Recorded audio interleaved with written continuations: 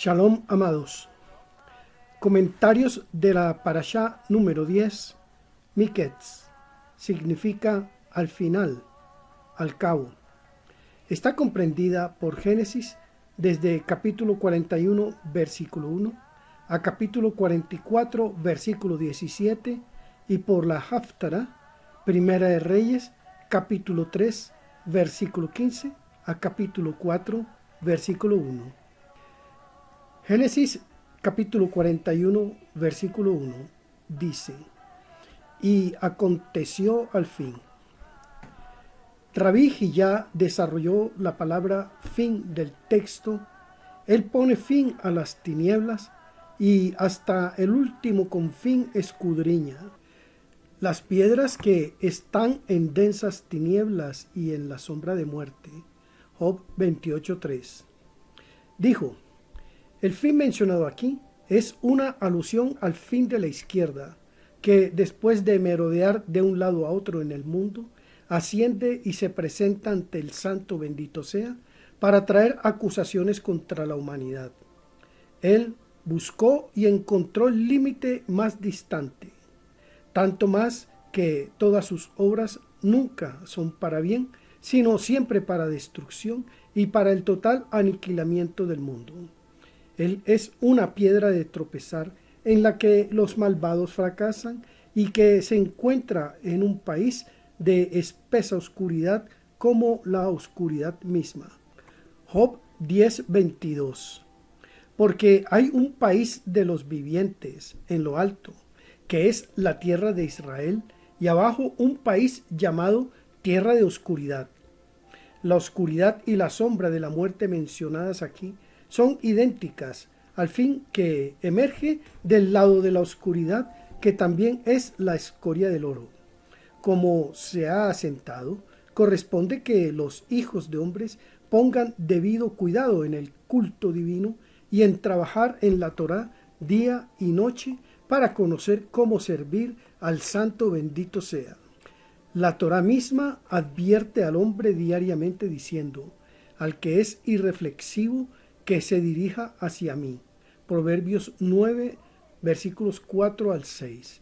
Y quien trabaja en la Torá y hurga en ella, tiene el privilegio de ser sostenido por el árbol de vida, como está escrito: ella es un árbol de vida para aquellos que adhieren a ella.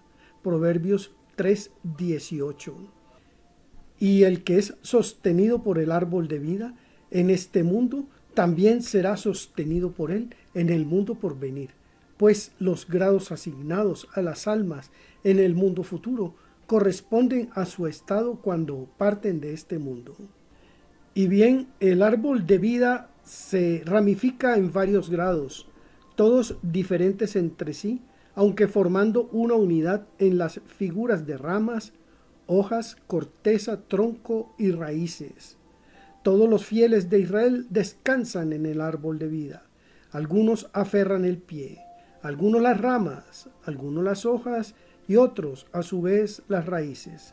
Pero los que practican el estudio de la Torá aferran el verdadero tronco del árbol y así son superiores a todos, y lo afirmamos de este modo.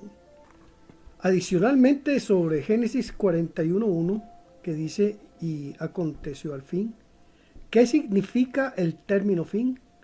Rabí Simeón dijo: significa la región en la que no hay recuerdo, que es una idéntica con el fin de la izquierda. ¿Por qué emergió en este momento?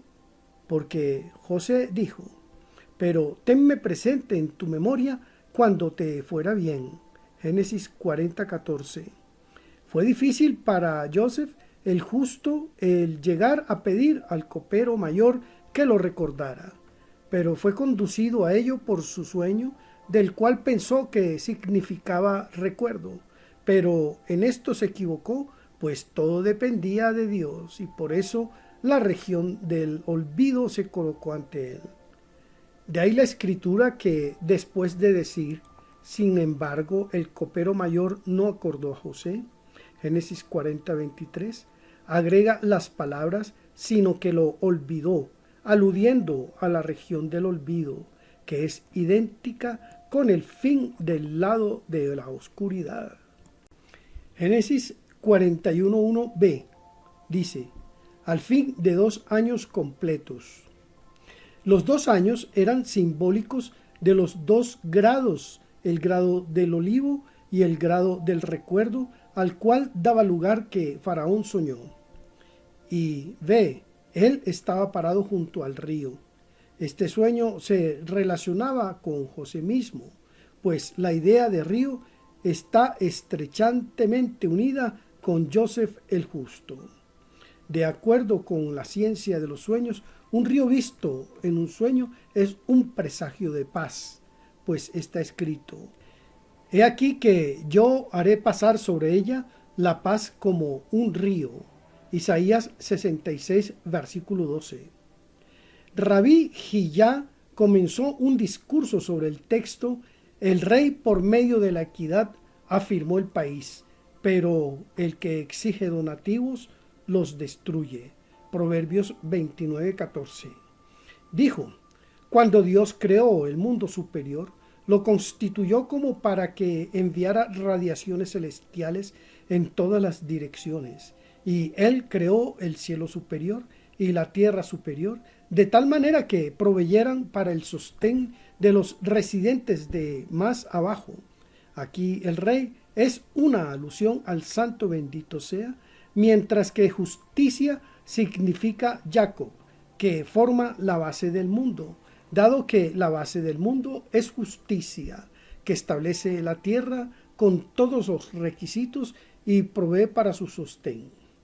Alternativamente, el rey es el santo bendito sea, mientras que justicia se refiere a Joseph, que estableció el país como está escrito. Y todos los países vinieron a Egipto, a Joseph, para comprar cereal, porque Dios eligió para sí a Jacob. Hizo que Joseph fuese gobernante sobre el país. Rabí Joseph dijo: el rey significa Joseph, mientras que las palabras por la equidad afirma el país aluden a Jacob, dado que antes de haber Jacob llegado a Egipto, la existencia del pueblo se vio en peligro por el hambre, pero tan pronto como Jacob puso el pie en Egipto, el hambre cesó en mérito a él y el mundo quedó asegurado. Alternativamente, el rey por la justicia estableció el país. Se ejemplifica en el rey David, del cual está escrito: y David ejecutó justicia y rectitud para todo su pueblo. Segunda de Samuel 8, versículo 15. Pues con esto David sostuvo al mundo, que fue preservado después de él en mérito a él. Pero el que extorsiona donativos lo destruyó. Esto lo ilustra Rehoboam, porque Dios, en consideración a los justos, retiene el castigo aun cuando ha sido decretado contra el mundo. De ahí que durante la vida de David el país fue sostenido y después de su muerte fue preservado en consideración a él, como se lee: y yo defenderé la ciudad por consideración a mí mismo y por consideración a mi siervo David. Segunda de Reyes, capítulo 20, versículo 6. De manera similar, durante la vida de Jacob como la de Joseph, ningún castigo se aplicó contra el mundo. Luego, el que extorsiona donativos lo destruyó. Se ejemplificaba en Faraón, dado que al endurecer su corazón ante Dios, trajo ruina al país de Egipto, mientras que antes el país fue preservado por Joseph en conjunción con los sueños de Faraón. Génesis 41, versículo 2 dice: y de pronto del Nilo subieron 7 vacas de hermoso aspecto y gordas, y pacían en el carrizal. El río se menciona porque de él reciben sus bendiciones todos los grados inferiores, porque la corriente superior fluye perpetuamente y alimenta el todo, y Joseph era el río por el cual todo Egipto fue bendecido. Este río superior irriga y bendice 7 grados, siendo ellos bien favorecidos y gordos, y se alimentaban en el pasto de caña. Ajú. La palabra Ajú, pradera o fraternidad, significa que no hay separación entre ellos. El número 7 tiene en todas partes un simbolismo similar. Por ejemplo, las 7 servidoras y los 7 chambelanes que se mencionan en el libro de Esther, Esther 2:9. Rabí Yitzhak dijo que las 7 buenas vacas simbolizan los grados superiores y las 7 vacas flacas y mal favorecidas simbolizan a los otros grados inferiores. Génesis 42, versículos 5 y 6 dice: se quedó dormido y soñó por segunda vez. Vio que 7 espigas llenas y buenas crecían en una sola caña, y que 7 espigas menudas y quemadas por el viento del este brotaron después de aquellas. Rabí Judá dijo: las primeras 7 espigas eran buenas, pues venían del lado derecho, del cual está escrito que era bueno. Génesis 1, versículo 4. Y las segundas 7 eran malas, por ser inferiores a las otras. Las primeras provenían del lado de la pureza y las otras del lado de la impureza. Todas ellas simbolizaban 2 series de grados correspondientes cada una a la otra, y Faraón las vio a todas en su sueño. Rabí Yese observó: ¿es posible que todo esto se le haya mostrado al malvado Faraón? Rabí Judá dijo en respuesta: él solo vio sus contrapartes levantándose en una serie correspondiente. Lo vio a través del medio de los grados inferiores, pues, como se ha aprendido, lo que se le muestra a un hombre en un sueño corresponde a su propio carácter, y su alma asciende justamente tan lejos como para obtener para él la información pertinente a su grado. Así Faraón vio tanto como le era permitido ver y no más. Y aconteció el fin, como se había dicho. Rabí Hizquía citó el versículo: para cada cosa hay una estación y un tiempo para cada propósito bajo el cielo. Eclesiastés 3, versículo 1. Dijo: para cada cosa que el Todopoderoso ha hecho en el mundo inferior, Él ha señalado un término fijo y un límite. Ha señalado un tiempo para la luz y un tiempo para la oscuridad. Ha fijado un término para la luz de las otras naciones que ahora son las gobernantes del mundo, y ha fijado un término para la oscuridad del exilio de Israel, que ahora está sujeto al gobierno de ellas. Y así hay un término para cada propósito en el mundo inferior. Según otra explicación, la palabra et, tiempo, es el nombre de un poder angelical encargado de ver que cada cosa tenga su lugar en su tiempo designado. Y aconteció en la mañana que su espíritu estaba turbado, y él envió y llamó a todos los magos de Egipto y todos los sabios de allí. La palabra Vatipoem, y fue turbado, afín a la palabra pasan, ves, indica que el espíritu se apareció a Faraón y lo abandonó, no permaneciendo con él lo suficiente de una vez para iluminarlo. Lo mismo fue en el caso primero con Sansón, del cual está escrito: y el espíritu del Señor comenzó a moverlo por momentos. Jueces 13, versículo 25. En conexión con Nabucodonosor está escrito Vatipaem, y fue turbado, Daniel 2, versículo 1, para indicar el venir y el irse del espíritu fue doblemente rápido, y él envió y llamó a todos los magos de Egipto y todos los hombres sabios de allí, es decir, los adivinos mediante pájaros. Todos ellos trataron de vislumbrar el sueño, pero éste los frustró. Rabí Isaac dijo: aunque se afirmó que a nadie se muestra nada en un sueño, salvo lo que cae dentro de su propio grado, el caso es diferente con los reyes.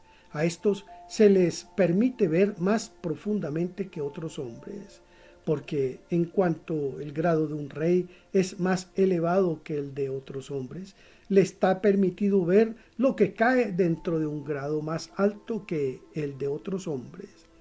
Así la Escritura dice: Dios ha mostrado al faraón lo que estaba por hacer, mientras que a otros hombres Dios no revela lo que él está por hacer, salvo a los profetas, los santos o los sabios de la generación.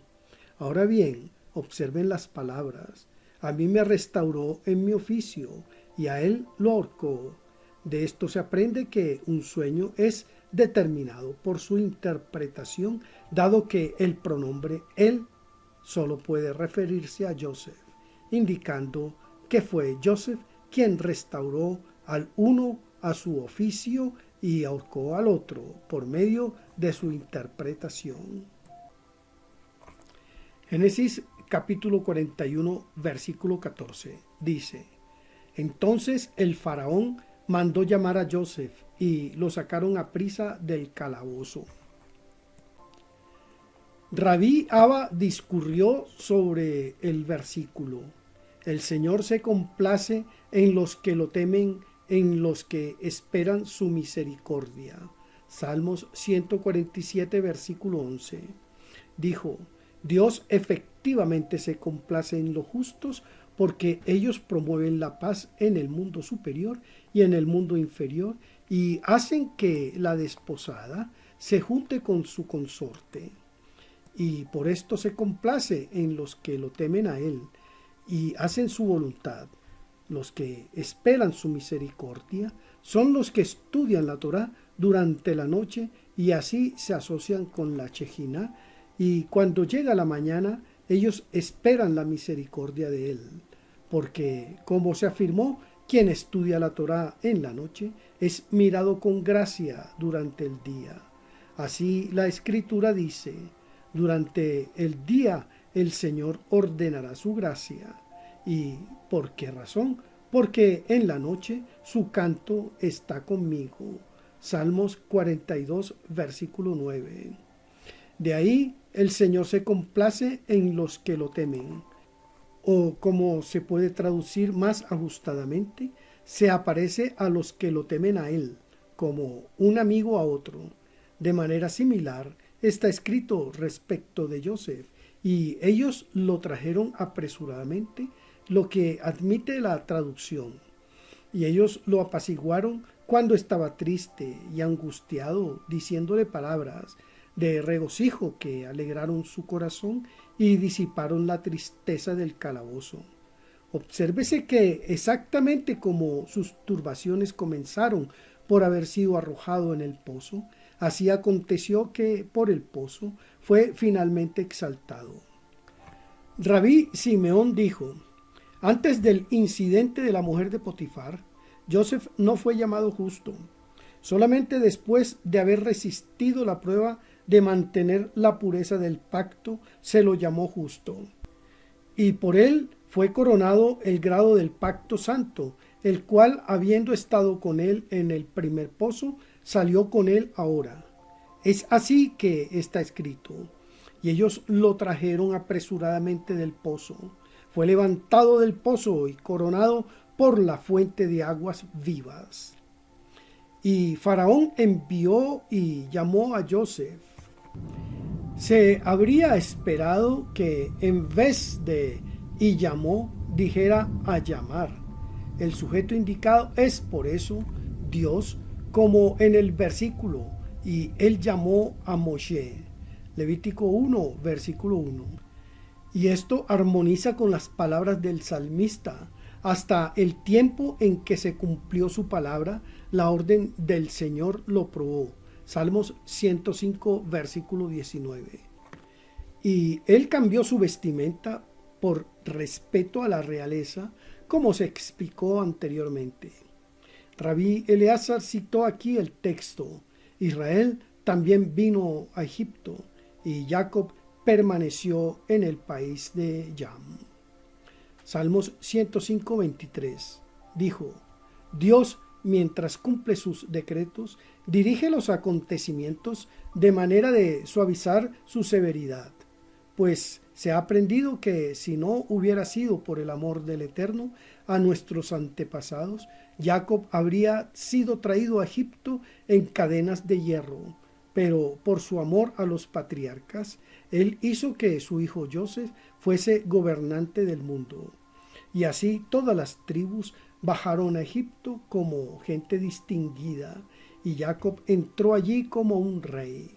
En el versículo, Israel también vino a Egipto, y Jacob permaneció en el país de Jam.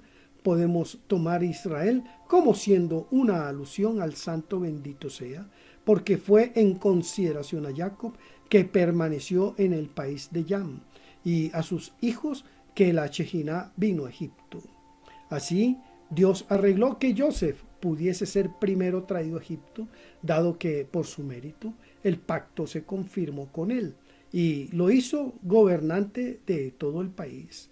En relación con esto está escrito: el rey envió y lo liberó, el gobernante de pueblos, y lo puso en libertad. Salmos 105, versículo 20. Según Rabí Simeón, la palabra gobernante en esta sentencia es el objeto del verbo envió y se refiere al gobernante de pueblos, es decir, al ángel redentor, que es el gobernante de los seres terrenales y a quien Dios envió para que pusiera en libertad a Joseph. Génesis 41, versículo 16, dice: no depende de mí, respondió Joseph a Faraón. Dios dará a Faraón una respuesta favorable. Esto fue un primer saludo y una apertura de paz. Rabí Abba dijo: el malvado Faraón dijo: no conozco al Señor. Éxodo 5, versículo 2. A pesar de que era el más sabio de todos los magos, conocía, sin embargo, el nombre Dios, Elohim, dado que él mismo dijo: podemos encontrar un hombre como este, un hombre en quien se halla el Espíritu de Dios, Elohim. Pero Moisés vino a él no en nombre de Dios, Elohim, sino en nombre del Señor, Jehová, un nombre enteramente más allá de su aprehensión. En relación con esto, Rabí Abba citó: ¿quién es como el Señor nuestro Dios, que es entronizado en lo alto, que mira hacia abajo sobre el cielo y sobre la tierra? Salmos 113, versículos 5 y 6. Dijo: Dios es entronizado en lo alto, es decir, Él se levanta por encima de su trono de gloria y no se revela al mundo inferior cuando en el mundo no se encuentran hombres justos. Por el contrario, Él mira profundamente abajo cuando se encuentran hombres justos en el mundo, pues entonces Él desciende en su grado de modo de allegarse a los seres inferiores y tomar el mundo bajo su cuidado providencial. Pero cuando no hay hombres justos en el mundo, Él asciende hacia lo alto y esconde su rostro de los hombres y los abandona, debido a que los justos son el fundamento y el soporte del mundo. De ahí que Dios no reveló su nombre divino, salvo solamente a Israel, que es su parte y suerte y heredad, y para el resto del mundo designó capitanes celestiales, como se lee cuando el Altísimo dio a las naciones su heredad, porque la porción del Señor es su pueblo, Jacob es su posesión especial. Deuteronomio 32, versículos 8 y 9. Obsérvese que un hombre nunca debe comenzar su discurso con una expresión de mal agüero, pues no sabe quién la tomará y puede llegar a lamentarse de ella. Por eso los justos siempre comienzan su discurso con palabras de paz. Así Joseph hizo preceder lo que dijo a Faraón con las palabras: Dios dará a Faraón una respuesta de paz, una respuesta favorable. Rabí Judá dijo: se ha enseñado que el santo bendito sea es solícito para el bienestar de un rey, como se lee y les dio un cargo entre los hijos de Israel y para Faraón, rey de Egipto. Éxodo 6, versículo 13. Rabí Hillá dijo: Faraón deseaba poner a prueba a Joseph, y así cambió el tenor de sus sueños.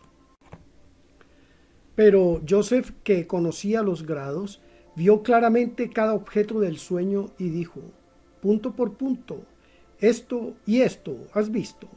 De ahí que está escrito. Y Faraón dijo a Joseph: dado que Dios te ha mostrado todo esto, ninguno hay tan discreto y sabio como tú. Es como si dijera: pareces haber estado allí en el tiempo en que yo soñé mi sueño, y has visto el sueño junto con su interpretación. Rabí Isaac dijo: y es así, significaría que Joseph dijo a Faraón a la vez su sueño y la interpretación de él, como lo hizo Daniel con Nabucodonosor. Rabí Hillá dijo: no es así. Joseph advirtió de la afirmación de Faraón, que estaba hablando de ciertos grados, y fue capaz de rectificarlo en ciertos puntos, conociendo el orden correcto de los grados. Mientras que Daniel nada recogió de la afirmación de Nabucodonosor y le dijo completamente, tanto en su sueño como en su interpretación, así está escrito. Entonces el secreto se le reveló a Daniel en una visión de noche. Daniel 2:9. Es decir, le reveló Gabriel.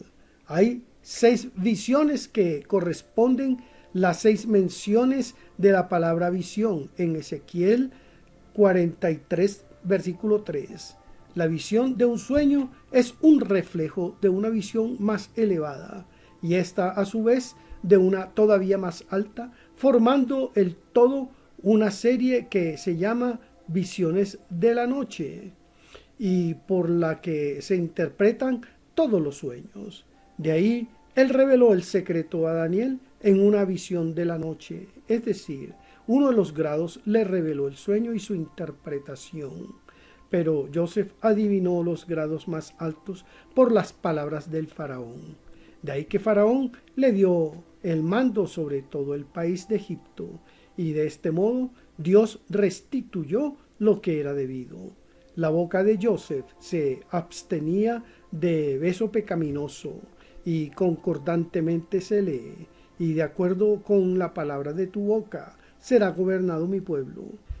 La mano de Joseph se abstenía de contacto pecaminoso. De ahí que Faraón sacó su sortija con sello de su mano y la puso en la mano de Joseph. El cuello de Joseph se abstenía de abrazo pecaminoso, y así se lee: y él puso una cadena de oro en torno de su cuello. Su cuerpo se abstenía de pecado, y de ahí y él se aderezó en vestiduras de lienzo. El pie se corrió en pecado, y así se lee: y él hizo cabalgar en el segundo carro que tenía. Y en virtud del pensamiento que Joseph mantenía puro, se le llamó corazón discreto y sabio. Así, todo lo que recibió era lo que se le debía. Génesis 41, versículo 46b, dice: y salió Joseph de la presencia del faraón y recorrió toda la tierra de Egipto. Rabí Hizquía dijo que atravesó el país de Egipto para que fuese proclamado su gobierno, y también para juntar el cereal de los distintos distritos. Rabí Eleazar dijo que juntó el cereal para evitar que se pudriera. Rabí Simeón dijo: Dios siempre moldea los acontecimientos de modo de cumplir su promesa. Cuando Dios creó el mundo, primero proveyó para todas las necesidades y luego trajo al mundo al hombre, de modo que encontrase para sí alimento. Igualmente, la promesa que Dios hizo a Abraham con las palabras: conoce de seguro que los de tu simiente serán extranjeros en un país que no es el de ellos, y después saldrán con gran caudal de bienes. Génesis capítulo 15 versículos 13 y 14. Cuando Joseph entró en Egipto, no encontró allí gran caudal de bienes, de modo que Dios dispuso el traer hambre al mundo, con el resultado de que toda la gente trajo a Egipto todo su oro y su plata, de manera que todo el país de Egipto estaba lleno con plata y oro. Entonces, cuando se acumuló allí un gran caudal de bienes, él trajo a Jacob a Egipto, porque esta es la manera del Todopoderoso, proveer la curación antes de infligir la herida. Así aquí el primero preparó gran caudal de bienes y luego trajo a Israel al exilio. Obsérvese que fue porque Joseph era un hombre justo que él fuese la causa de que Israel adquiriera la riqueza de plata y oro. Salmos 105, versículo 37. Todo esto vino a Israel por la mano del justo, y todo fue para que Israel se hiciese digno del mundo por venir. Entonces Rabí Simeón tomó el texto del versículo: goza de la vida con la mujer a quien amas todos los días de tu vida de vanidad. Eclesiastés 9, versículo 9.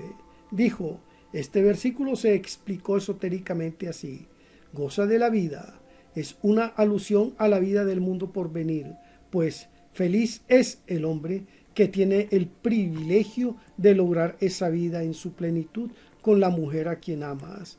Es una referencia a la comunidad de Israel de la que está escrito: ciertamente te he amado con amor eterno. Jeremías 31, versículo 3.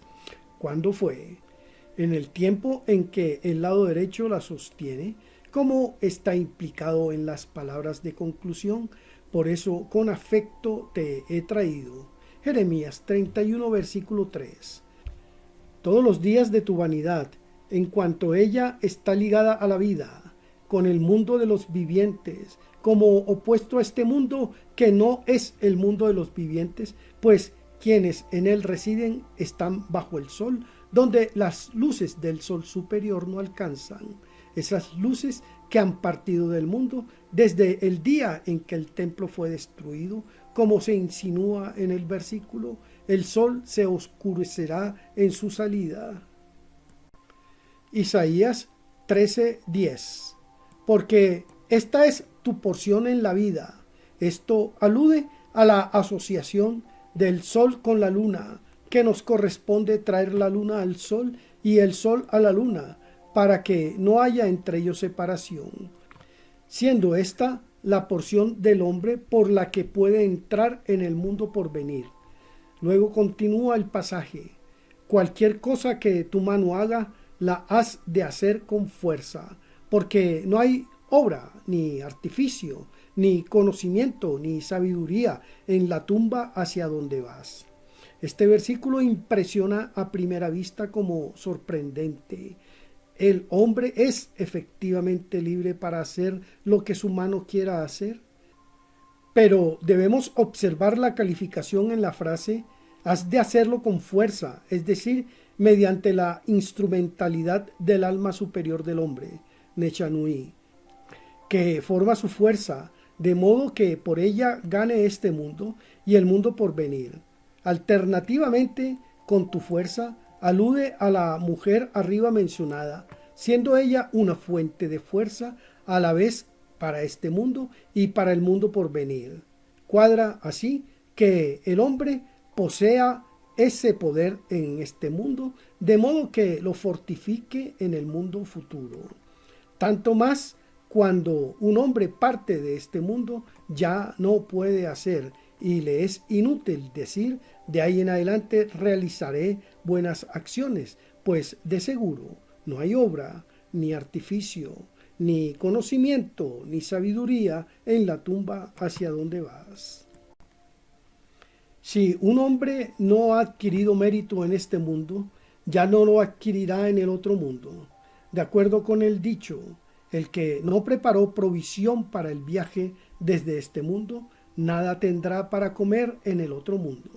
Más aún, hay ciertas buenas acciones cuyos frutos el hombre goza en este mundo, mientras que lo principal queda para su gozo en el mundo por venir. Obsérvese que Joseph ganó este mundo y el mundo por venir en virtud de su determinación de unirse a una mujer temerosa de Dios, como se expresa en las palabras: ¿cómo puedo yo hacer una gran maldad y pecar contra Dios? Génesis 39, versículo 14. Por eso llegó a ser un gobernante en este mundo y reunió dinero para Israel, como se lee. Joseph reunió todo el dinero que se encontraba en el país de Egipto. Génesis 47, versículo 14. Y esto estaba dentro del orden de las cosas. Pues el siempre fluyente río celestial junta en sí todas las cosas y es el repositorio de todas las riquezas. Así todo ocurrió según un plan. Seguramente Joseph estaba predestinado a gobernar sobre el reino y lo hizo marchar en el segundo carro. Dios hizo un segundo carro para el justo, por quien el mundo se nutre, porque Dios tiene un carro superior y un carro abajo. El carro abajo es el segundo carro, y Joseph, habiendo alcanzado el nombre de justo, estuvo calificado para andar en el segundo carro como su prototipo en el mundo superior, y ellos gritaron ante él: Abrej.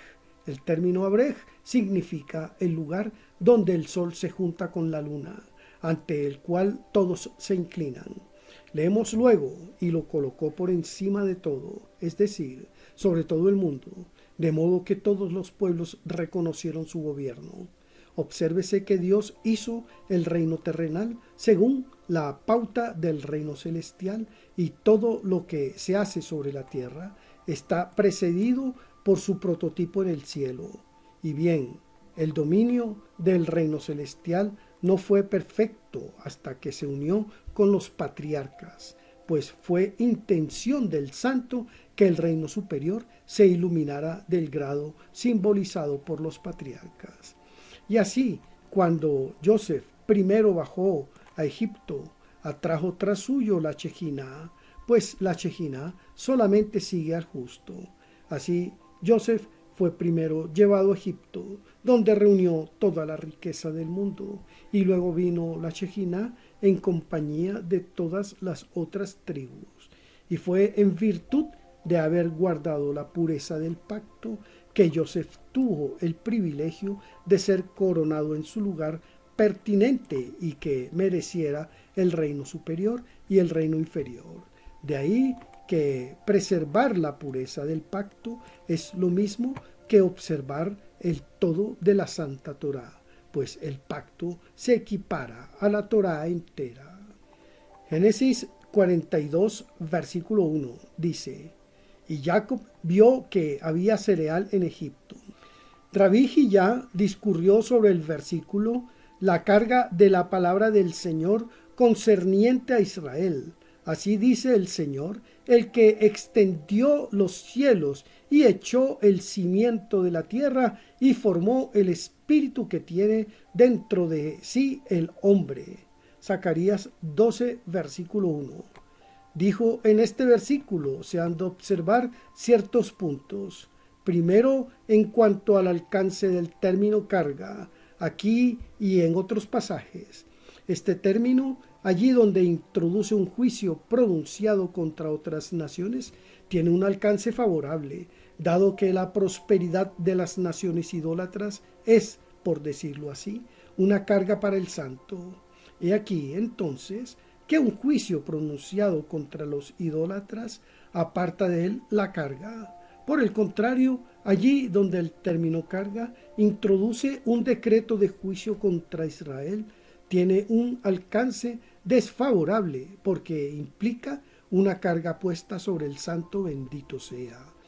Y bien, habiendo dicho que extendió los cielos y colocó el cimiento de la tierra, ¿qué necesidad hay para que el texto agregue y formó el espíritu del hombre?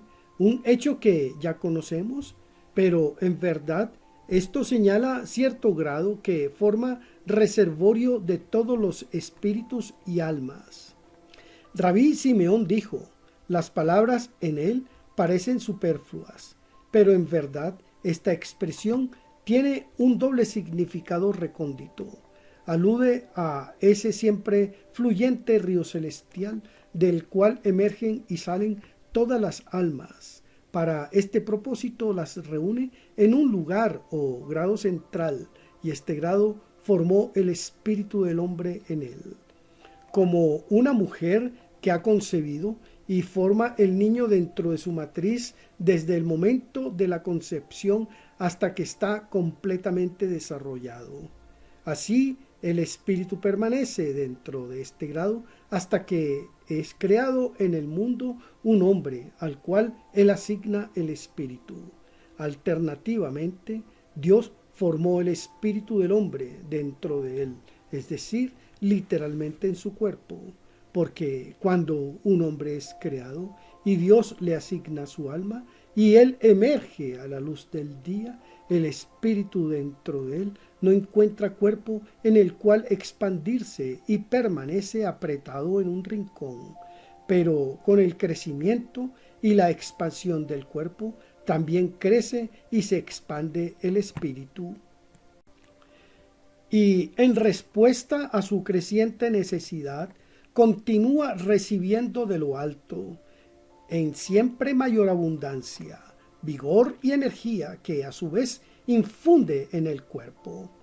Además, la afirmación de que el santo formó el espíritu del hombre dentro de él indica que el espíritu necesita sostén de la misma manera que el cuerpo, y que así como el cuerno se va desarrollando, así se le da al espíritu incrementada fuerza y energía. Obsérvese que cuando Joseph fue abandonado, Jacob fue despojado de ese incremento de espíritu debido a que la Shekinah partió de él. Pero luego el espíritu de Jacob, el padre de ellos, revivió. Génesis 45, versículo 27.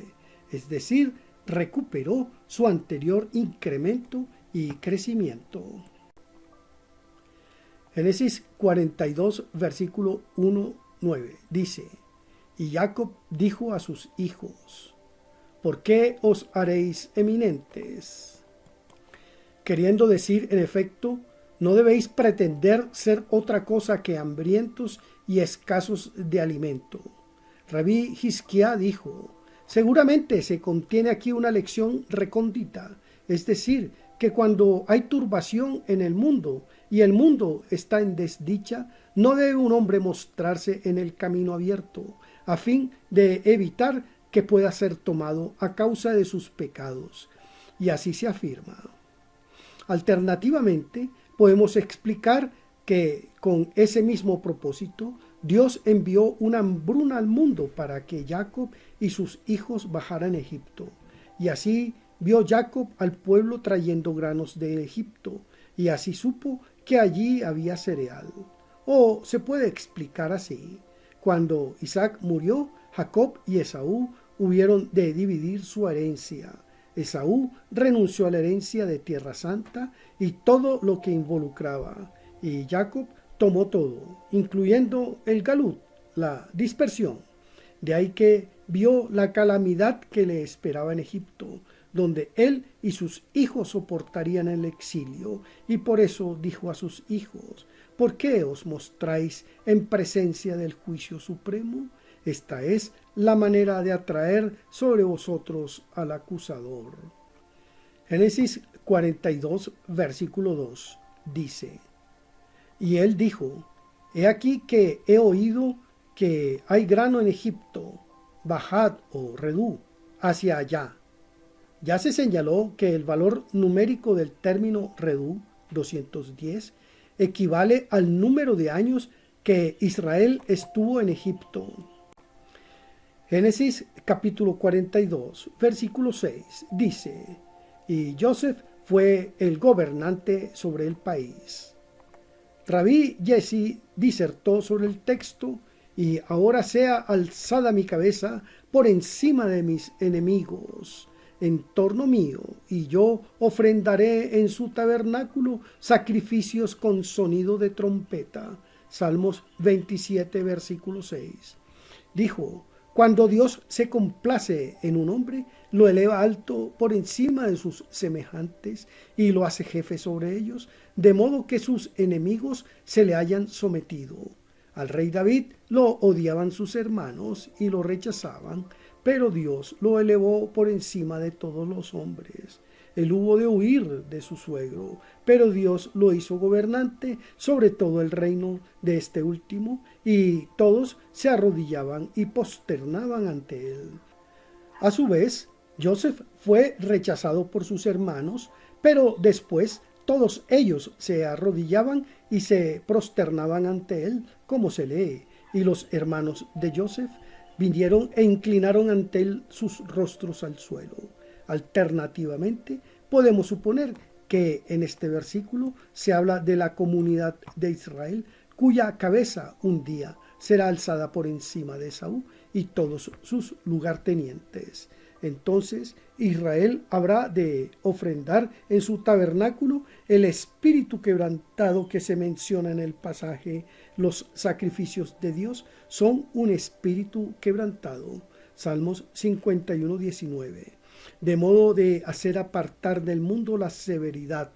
Entonces yo cantaré alabanzas al Señor, sin cesar por siempre. Según otra interpretación, es el mal instigador quien dice: y ahora sea mi cabeza alzada por encima de mis enemigos en torno mío.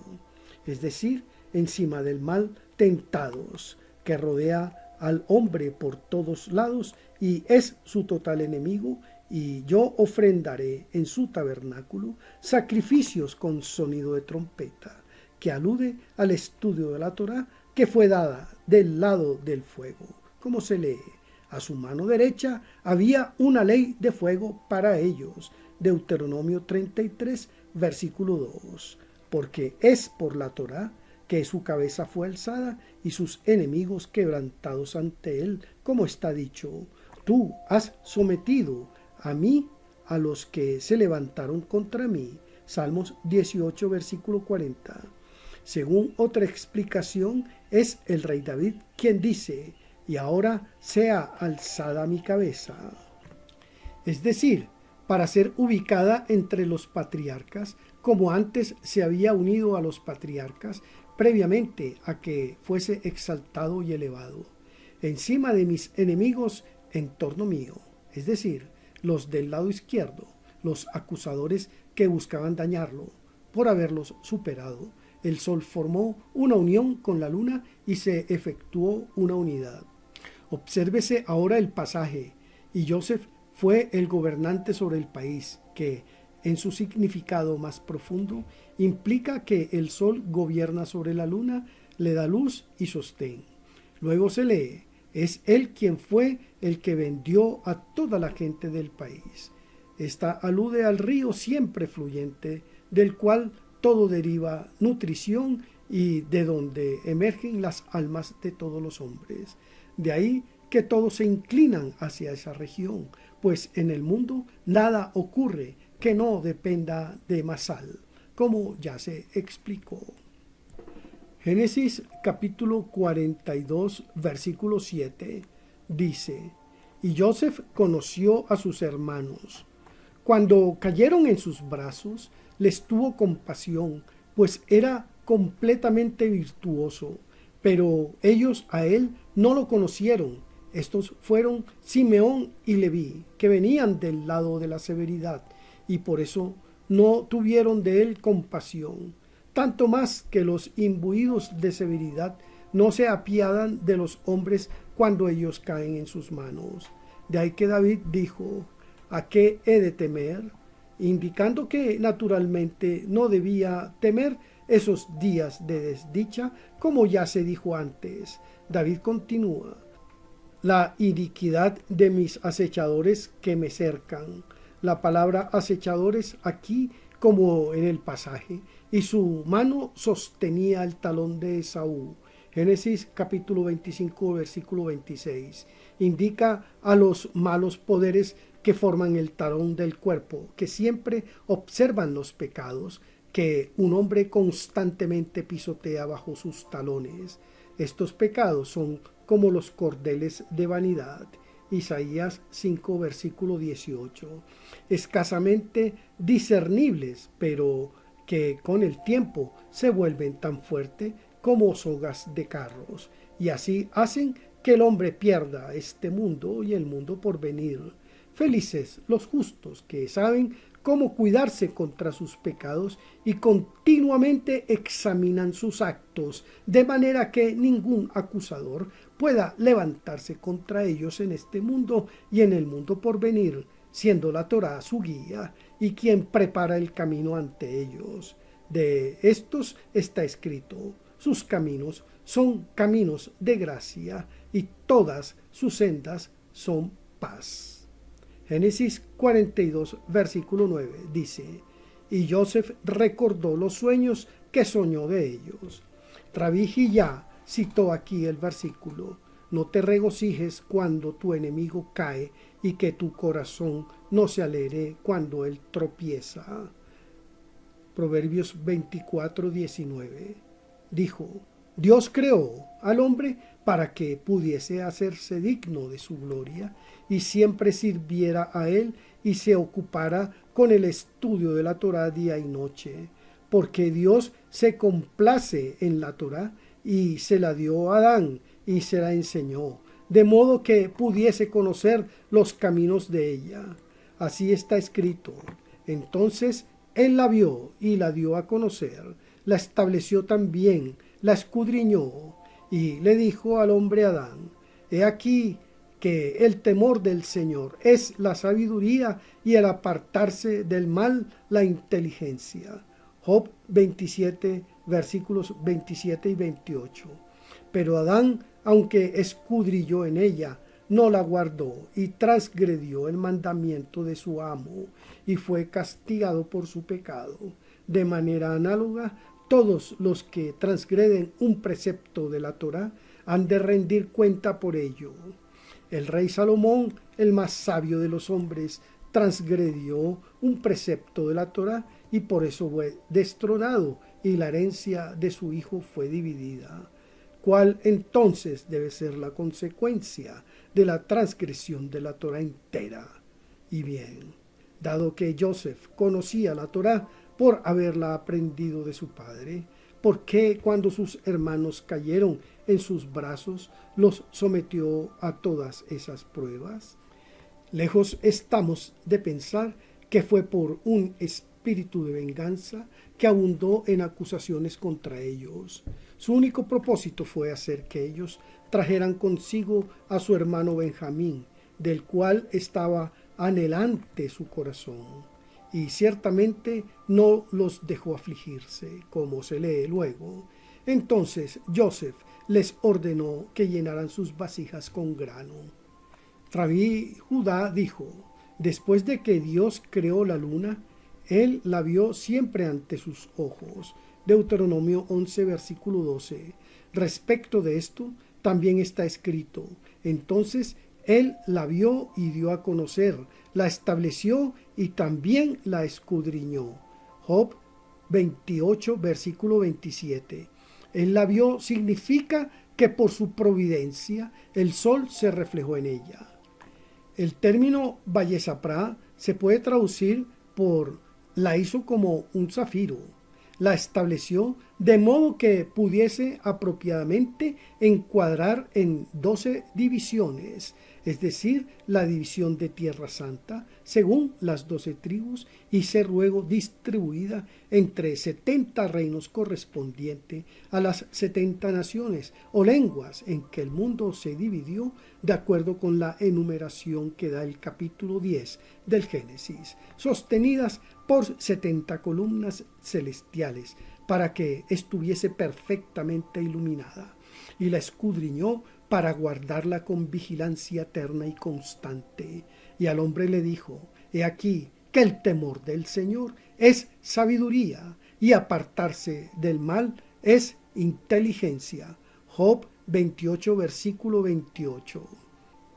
Pues la sabiduría es el medio de adquirir el temor del santo, y la inteligencia es el poder para separar y mantener alejado el desperdicio, y así llegar a un conocimiento y a una visión de la gloria del Rey Altísimo. Shalom, Urahot, paz y bendiciones.